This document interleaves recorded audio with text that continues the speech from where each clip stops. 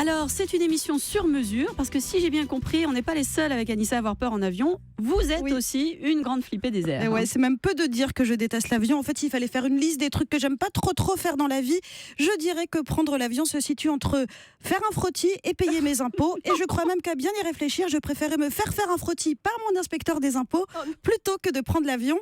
Déjà parce que je fais partie de ces gens qui ont donc peur de mourir dans un crash. Et alors là, évidemment, quand tu dis ça, il y a toujours un connard pour te dire non, mais tu sais, l'avion, c'est le moyen de transport le plus sûr et statistiquement, tu as plus de chances de mourir en voiture. Alors j'ai un scoop. Personne, voilà, mais vraiment, écoutez-moi bien, connard, personne n'a jamais cessé sur le champ d'avoir peur en avion en apprenant qu'il pouvait aussi se prendre un platane avec son Uber sur le chemin de Roissy-Charles de Gaulle. Et d'ailleurs, les gens qui disent ça, ce sont aussi les mêmes qui te conseillent de faire le fameux stage Air France contre la peur en avion. Ça non plus, moi j'ai jamais compris, parce que dans ces stages, on te colle dans un simulateur qui va te faire vivre les pires cauchemars de ta vie. Foudre, turbulence et atterrissage en urgence.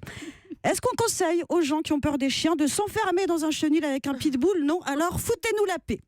Et puis il y a aussi des gens beaucoup plus pragmatiques qui vont t'expliquer qu'ils ont géré leur peur de l'avion en se bourrant la gueule et en gobant 2-3 anxiolytiques pendant le vol.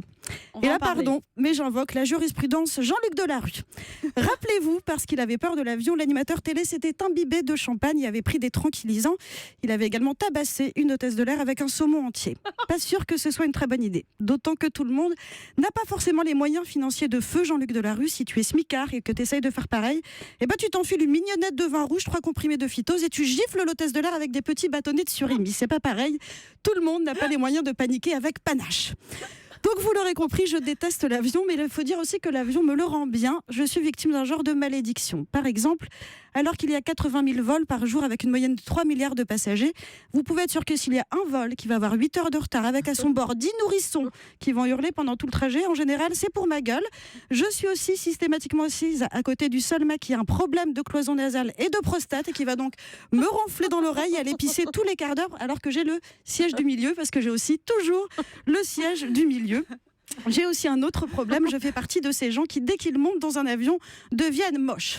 À cause de la pressurisation, de la sécheresse de l'air et de la station prolongée assise et de l'anxiété, je suis obligée de porter des bas de contention, j'ai les yeux injectés de sang et la ride du lion hyper creusée à force de voir ma vie défiler. Moi, j'ai jamais compris comment des coupes pouvaient se former dans un vol Paris-New York. Le seul truc que je peux choper dans l'avion, c'est une phlébite.